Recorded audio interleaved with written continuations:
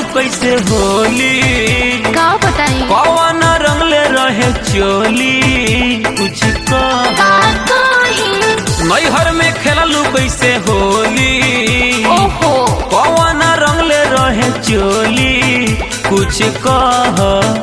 यारा बात पिचकार तो धैले रही यारा बात पिचकार तो धैले रही हम कुआरे में गलती त कैले रही हम कुआरे में गलती त कैले रही एक बार लाभर से हाय अपना लाभर से हम डलवैले रही एक बार लाभर से हम डलवैले रही हाय अपना लाभर से रंग डलवैले रही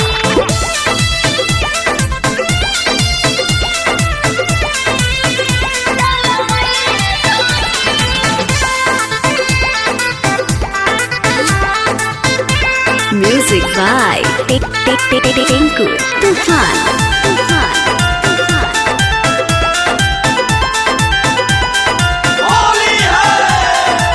कैसे बताई भेद खुलवाई कोहे में लाज बड़े आए नु हो कैसे बोलैलू कैसे डलवैलू कैसे तू संगे सुतैलू नु हो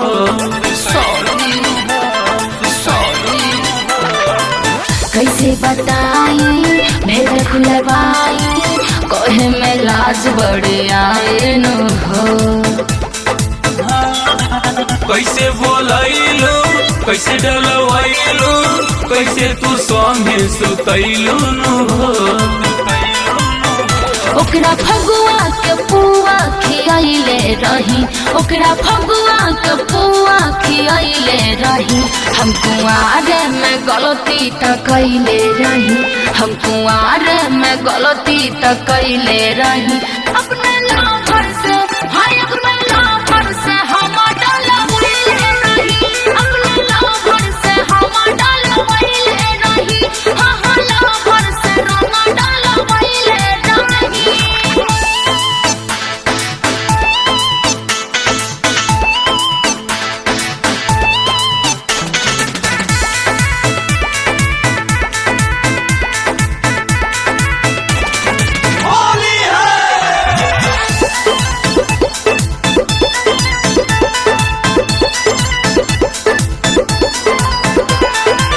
यादव धनंजय सुन विकास हो माफ कद बोला तन सॉरी नु हो